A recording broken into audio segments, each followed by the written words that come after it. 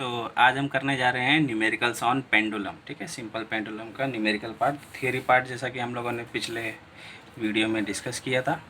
तो इसमें करने जा रहे हैं हम उसके ऊपर न्यूमेरिकल्स। ठीक है, तो जैसे कि यहाँ पे हमारे पास पहला न्यूमेरिकल्स है, calculate the length of a pendulum at a place where g equal to 9.8 metre per second square. ठीक है, तो याद रखो इसमें इस न्यूमेरिकल मतलब हम लोग जितने भी न्यूमेरिकल्स करने वाले हैं उसके लिए हम लोग एक ही फार्मूला यूज़ करने वाले हैं। वो फार्मूला क्या है, t is equal to 2 pi under root L by G. ठीक है, तो यहाँ पे समझ लो t क्या है, टाइम पीरियड, किसका, टाइम पीरियड ऑफ पेंडुलम। ठीक है, simple pendulum. Second, l is a length of pendulum. ठीक है, what is g, acceleration due to gravity.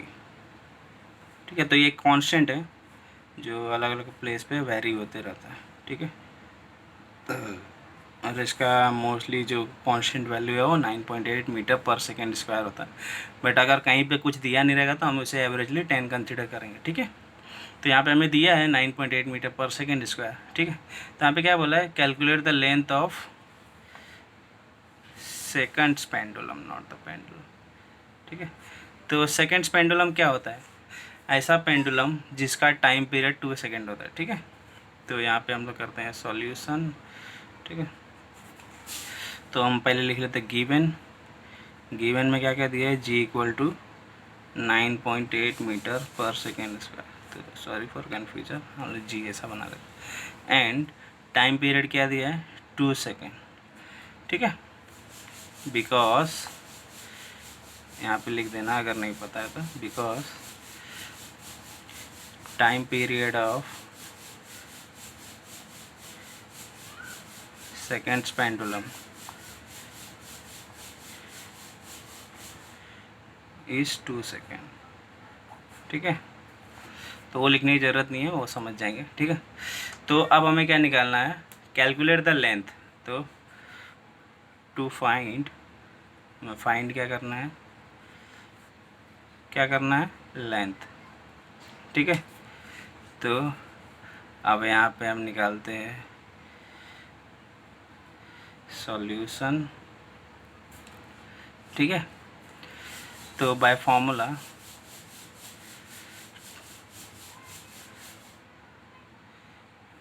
तो t इक्वल टू क्या होता है, 2 पाई रूट एल बाय जी।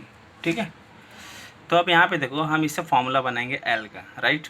अभी स्क्वायर रूट वाली वैल्यू ऐसे हमें स्क्वायर करके उसका स्क्वायर रूट हटाना पड़ेगा। तो बाय स्क्वायरिंग, तो हम क्या करेंगे, by squaring on both side. ठीक है, तो स्क्वायरिंग करने से क्या मिलेगा हमें, ये मिलेगा टी स्क्वायर, 2 का स्क्वायर इज़ 4, पाई का square is pi square, and ये into L by G, right. इसका स्क्वायर रूट हट जाएगा, तो एल की वैल्यू क्या बचेगी, एल यहीं पे रहने दो, बाकी सबको उस साइड भेज दो। तो क्या बचेगा, टी स्क्वायर जी अपॉन 4 पाई स्क्वायर, राइट। तो ये हमें मिला एल का वैल्यू, राइट। ओके, तो एल की वैल्यू फिर क्या हो जाएगी, टी स्क्वायर, टी का वैल्यू कितना, 2 सेकेंड, तो टी स्क्वायर इज़ 4 इंटू जी की वैल्यू कितनी है, 9.8 into 9.8 upon 4 into pi square, right. तो ये होगा कैंसल, देन एल की वैल्यू क्या हो जाएगी, 9.8 अपॉन पाई स्क्वायर। अब पाई स्क्वायर की वैल्यू क्या होती है, तो 9.8 अपॉन 3.14 का स्क्वायर। ठीक है, तो इस 3.14 का स्क्वायर निकालो, तो यहाँ पे आएगा 3.14 का स्क्वायर ऑलमोस्ट 9.85, तो इसका आंसर आएगा almost 0.994 something, right, metre per second square, या फिर आप इसे almost 0.99 metre per second square भी लिख सकते हैं। ओके, तो इस तरीके से हमारा लेंथ ऑफ पेंडुलम निकल गया। तो ये हो गया पहला प्रॉब्लम सॉल्व। ठीक है, तो इसमें जस्ट कुछ नहीं, आपको बस एल का फॉर्मूला बनाना था, और एल का फॉर्मूला बनाने के बाद ये जो टी और जी की वैल्यू थी इसमें हम लोगों ने इसे सब्सटीट्यूट कर दिया। तो इस तरीके से हमारा प्रॉब्लम हो गया सॉल्व। ठीक है, तो अगला प्रॉब्लम क्या है, calculate the time period of pendulum where g is 9.8 metre per second square and 4.36 metre per second square respectively. मतलब हमें क्या निकालना है, इन दो जी की वैल्यू के लिए उनका टी का वैल्यू क्या होगा, राइट। तो अब हमें पता है कि टी का फॉर्मूला क्या होता है, टी और जी का रिलेशन क्या है, T is inversely proportional to square root of g, right. Yes, तो इसके लिए T1 upon T2 is equal to the square root of G1 upon square root of G2 होगा। Yes, correct. तो अब इसे आगे सॉल्व करने के लिए हमें टाइम पीरियड इसके निकालने पड़ेंगे, तो इसके लिए स्क्वायर रूट निकालना पड़ेगा। ठीक है, तो हमें G1 और G2 की वैल्यू क्या पता है, G1 इक्वल टू है 9.8, सॉरी ये फॉर्मूला होगा G2 upon G1 because it's inversely proportional, right. तो T1 is equal to 1 upon root G2 and T2 equal to 1 upon root, sorry T1 equal to 1 upon root G1 and T2 equal to 1 upon root G2। Okay, तो ये formula हमेशा 1 upon में आएगा inverse relation में इसके लिए। ठीक है, तो G1 का वैल्यू क्या है 9.8 एंड G2 की वैल्यू क्या है 4.36। तो सिमिलरली T1 अपॉन T2 क्या हो जाएगा, is equal to square root of 4.36 upon square root of 9.8। Yes, तो जैसे कि आप यहाँ पे देख सकते हैं, तो जो G2 की वैल्यू थी 4.36 थी एंड G1 की वैल्यू 9.8, तो इसका स्क्वायर रूट निकालने के बाद हमें मिला 2.09 एंड 9.8 का स्क्वायर रूट निकालने के बाद मिला 3.13। तो ये है इसका आंसर। ठीक है, that is T1 is to T2।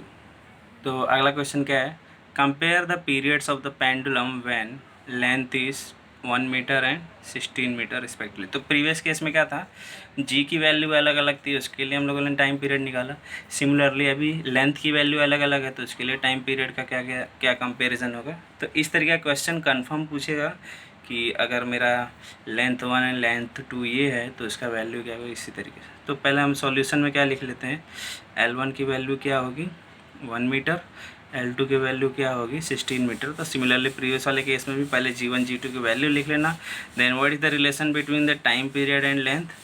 तो T is directly proportional to square root of length. ठीक है, देयरफॉर T1 अपॉन T2 जो कि हमें दोनों टाइम पीरियड निकालने हैं, that is equal to square root of L1 upon square root of L2।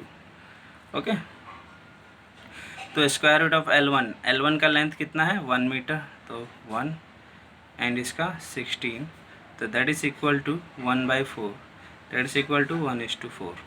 तो T1:T2 का वैल्यू कितना है 1:4।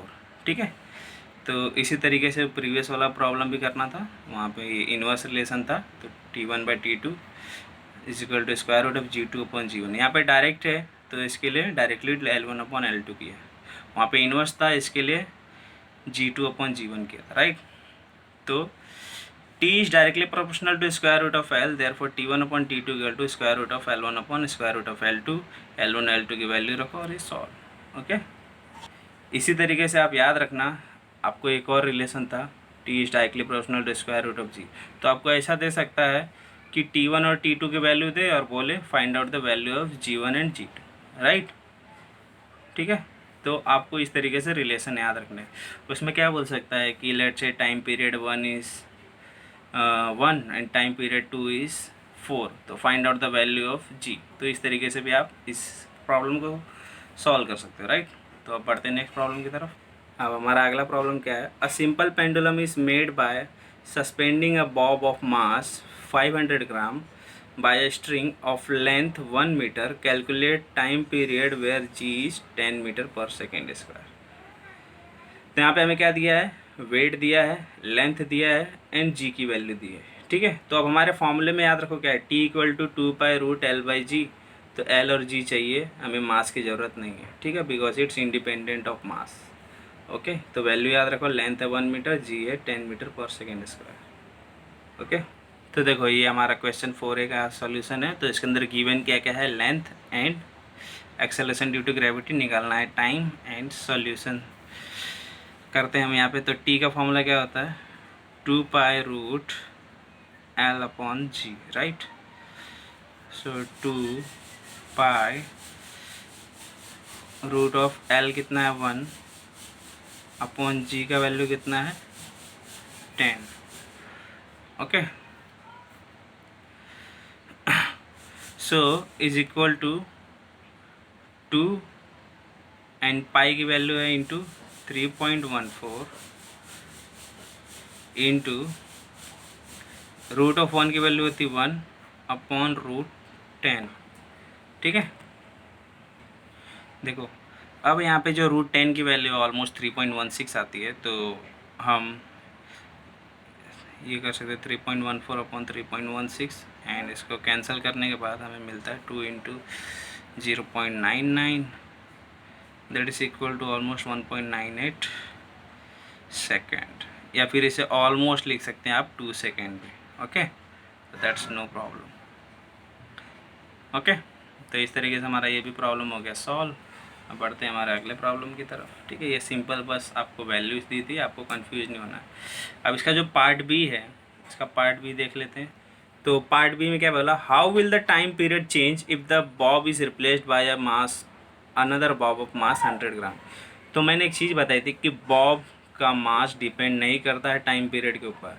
तो इसके लिए आप इसका सेकेंड आंसर लिख सकते हैं directly, answer no change in time period because it is independent of mass, right। ठीक है, तो ये पार्ट बी भी सॉल्व हो गया। अब बढ़ते हैं हमारे नेक्स्ट प्रॉब्लम की तरफ। क्या है, a simple pendulum completes 40 oscillation, कितना 40 oscillation in 1 minute, find its frequency and time period. ठीक है, तो हमें 40 ऑसिलेशन दिए हुए हैं जो कि 1 मिनट में हो रहा है, और इसका फ्रीक्वेंसी एंड टाइम पीरियड निकालना है। तो इसका सॉल्यूशन लिख लेते हैं हम, ठीक है। तो इसके सॉल्यूशन के लिए हमें पहले लिखना पड़ेगा कि क्या क्या गिवन है, ठीक है। तो गिवन क्या क्या है आप देख लो यहाँ पे, नंबर ऑफ ऑसिलेशन, ठीक है, नंबर ऑफ ऑसिलेशन कितना है 40, ठीक है। टोटल टाइम कितना लगा इन सेकेंड निकालना, तो 60 सेकेंड, ठीक है। 1 मिनट मतलब 60 सेकेंड। सो अब हम यहाँ पे निकाल लेते हैं टाइम पीरियड ऑफ 1 ऑसिलेशन, ठीक है। तो एक ऑसिलेशन का टाइम पीरियड कितना होगा, दैट इज़ कितना होगा, क्या लगता है कि हम लोगों ने कितने ऑसिलेशन कितने टाइम में किए, ठीक है। तो total time upon number of oscillation, right. तो टोटल टाइम कितना था 60 second upon total oscillation is 40। The answer is 3/2 that is 1.5 second. Yes, तो ये हो गया हमारा टाइम पीरियड। ओके, तो हम लोगों ने पहला कौन सा पार्ट निकाल लिया, बी पार्ट, जो कि उसका टाइम पीरियड निकालना था, ठीक है। अब अगला रिलेशन क्या है, दैट इज़ ए पार्ट निकालेंगे। ये हम लोगों ने बी पार्ट सॉल्व किया। तो ए पार्ट निकालने के लिए क्या पता रहना चाहिए, relation between time and frequency. तो time is equal to 1 by frequency, so frequency equal to 1 by time, ठीक है। तो अब हमें फ्रीक्वेंसी निकालना है, टाइम पता है, तो 1 अपॉन टाइम, टाइम कितना था 1.5, दैट इज़ 1/1.5 को लिख सकते हैं 3/2, that is 2/3, that is equal to 0.67, ठीक है। तो ये आएगा 0.67 पर सेकेंड, ठीक है। ओके, तो इस तरीके से हमारा पार्ट ए और बी दोनों निकल गया, that is time and frequency. ठीक है, तो ये हो गया फ्रीक्वेंसी। तो ईजी था। ओके, तो आप याद रखो कितना भी नंबर ऑफ ऑसिलेशन दिया रहा है that is total time upon number of oscillation. याद रखना, एक टाइम पीरियड ऑफ ऑसिलेशन निकालना, अगर एक ऑसिलेशन का टाइम पीरियड निकालना है तो total time upon number of oscillation इससे सॉल्व करना है। ठीक है, ये फॉर्मूला याद रखना, time period of one oscillation equal to total time upon number of oscillation. तो उसे एक टाइम पीरियड निकला और उसे एक पर्टिकुलर टाइम पीरियड का, एक ऑसिलेशन के टाइम पीरियड का फ्रीक्वेंसी मिल गया। तो यहाँ पे अगला क्वेश्चन क्या है, a seconds pendulum taken to a place where acceleration due to gravity falls to 1/4 of gravity. मतलब क्या है, जो उसकी ओरिजिनल ग्रेविटी थी उससे वो 4 गुना कम हो गया उसका ग्रेविटी। ठीक है, दूसरी जगह पे। How is the time period of pendulum affected and what will be the new time period. ठीक है, तो मतलब क्या है, इसका सॉल्यूशन बहुत ईजी है। देखो, पहले मान लो G1 का वैल्यू था, मतलब पहला जो G था उसका वैल्यू था G, एंड जो दूसरा G2 है जो न्यू, वो क्या होगा, पहले वाले का 1/4 हो गया। राइट, इसको इस तरीके से ध्यान दो, ये G है। Okay, don't get confuse. तो पहले G1 का वैल्यू क्या था, G था। ठीक है, मान लो पहले ओरिजिनली उसका वैल्यू G था, जो भी 10 या कुछ भी हो। नेक्स्ट टाइम जो दूसरे जगह पे गया तो उसका वैल्यू क्या होगा, जो ओरिजिनल वैल्यू था उसका 1/4 था। राइट, तो जो भी उसका होगा उसका 1/4 हो गया। तो उसी तरीके से क्या बोल रहा है, लेट से T1 उसका था कुछ तो टाइम पीरियड 1 सेकेंड। ठीक है, लेट्स अज्यूम, तो T2 will be what. Yes, तो इस तरीके से आपको एक क्वेश्चन पूछा हुआ है। ठीक है, तो टाइम पीरियड पे क्या इफेक्ट होगा उसका रिलेशन। तो अब हमको पता है कि what is the relation between the time and G, that is the square root of G। ठीक है, since T is inversely proportional to square root of G, therefore T1 upon T2 is equal to what, square root of G2 upon square root of G1. Yes, that is equal to square root of G2 is what, G, and square root of G2 is what, G by 4. Yes, and square root of G1 is G. Yeah, तो ये क्या हो जाएगा, square root of G upon 2, क्योंकि square root of 4 क्या होता है 2, इधर ही कर देते हैं इसे, सॉरी, तो ये होगा 2। राइट, मैंने स्क्वायर रूट का बाहर लिख लिया, इन 2, अब ये डिवाइड में है तो ये इसके साथ आ जाएगा। तो आप इसे ऐसे भी समझ सकते हैं, अगर आपको ज़्यादा कन्फ्यूजन हो रहा है तो इसे हम लिख सकते हैं square root of G upon square root of 4 into square root of G। Yes, लिख सकते हैं इसे, या ऑफ कोर्स। तो ये G एंड G कैंसिल, तो यहाँ पे क्या बचेगा, 1/√4, तो √4 का वैल्यू होता है 1/2, तो T1 अपॉन T2 बचा यहाँ पे। अब हमने T1 क्या कंसिडर किया था, 1 second, so what will be the T2, so T1 into 2 is equal to T2। T1 था 1, तो 1 into 2 is equal to T2, that is T2 equal to 2 second. तो what will be the new time period, it will be the 2 second, that is the twice. ठीक है, तो अगर ये 4 गुना घट रहा है, ठीक है, 4 गुना घट रहा है तो ये 2 गुना बढ़ेगा। मतलब अगर उसका टाइम पीरियड अगर 2 सेकेंड रहता तो यहाँ पे हो जाता 4, अगर 3 सेकेंड रहता तो यहाँ पे हो जाता 6, मतलब ट्वाइस बढ़ेगा। तो ये जितना टाइम घटेगा ये उसका square root of times increase होगा। ठीक है, ओके, समझ में आया। तो इसका square root of times increase होगा, तो ये ऑपोजिट है, इनवर्स है विद द स्क्वायर रूट। ठीक है, समझ में आया। तो बिकॉज ऑफ दिस, सिंस यहाँ पे लिख सकते हो T is inversely proportional square root of G, therefore हम लोगों ने T1 एंड T2 की वैल्यू निकाल ली। ओके, तो इस तरीके से प्रॉब्लम हो गया सॉल्व। तो देखो अगला क्वेश्चन क्या है, time period ratio of 2 pendulum is 2:1, what will be the length ratio. ठीक है, या फिर ratio of length and ratio of 2 pendulum. ठीक है, तो ratio of time period of 2 pendulum is given, that is 2:1, and ratio of length निकालना है। तो हमारा सॉल्यूशन किस तरीके से होगा, तो हमारे पास गिवन क्या है, T1 is 2, T2 is 1, right, and we know T is directly proportional to square root of length since, तो therefore T1 upon T2 is equal to square root of L1 upon square root of L2. Yes, ठीक है, याद रखना ये directly proportional का sign हटाते वहाँ पे इक्वल टू करके हम लोग इस तरीके से रेशियो में सॉल्व कर सकते हैं। ओके, तो T1 कितना है 2/1 and square root of L1 upon square root of L2, but हमें L1 अपॉन L2 चाहिए, ना कि square root of L1 upon square root of L2 चाहिए। So squaring on both side, ठीक है, स्क्वायरिंग ऑन बोथ साइड करते हैं। So therefore 2 square upon 1 square equal to square root of L1 and square root of L2 का square करने पे square root हट जाएगा।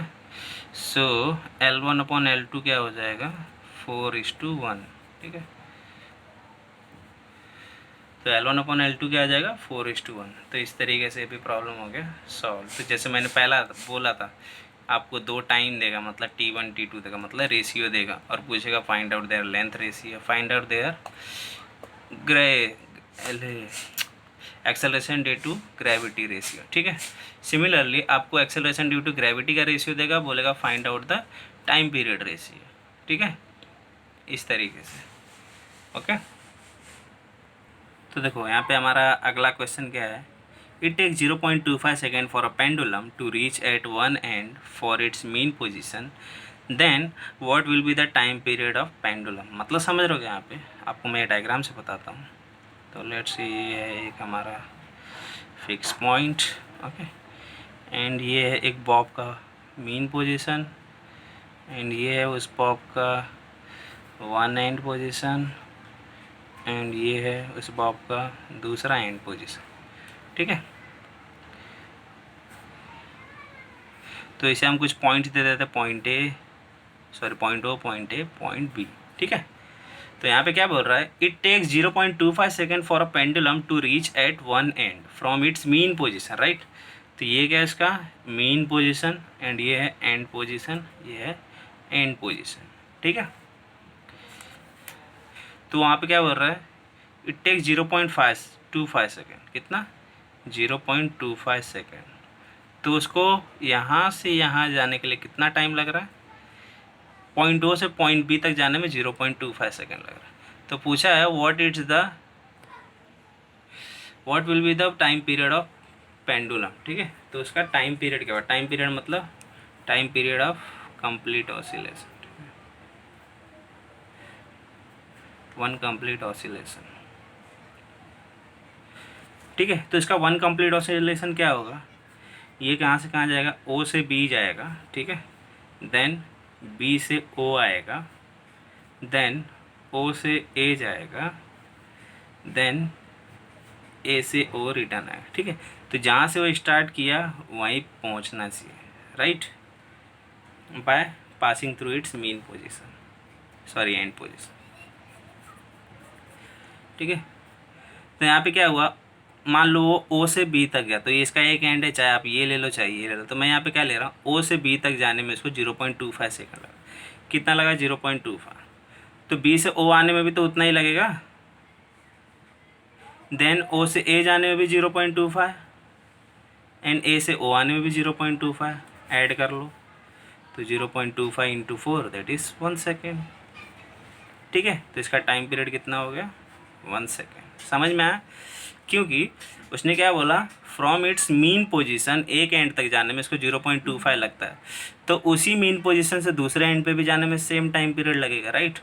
देन उसके बाद अगले ऑसिलेशन में उसका जो रहता है एम्पलीट्यूड, जो भी इसका लेंथ है वो कम होते रहता है, ठीक है, जो डिस्प्लेसमेंट रहता है। तो बट स्टार्टिंग टाइम में जितना एक एंड से स्टार्टिंग मतलब फर्स्ट ऑसिलेशन में वो O से B जाने में जितना टाइम लगेगा उतना ही O से A जाने में भी लेगा, ठीक है।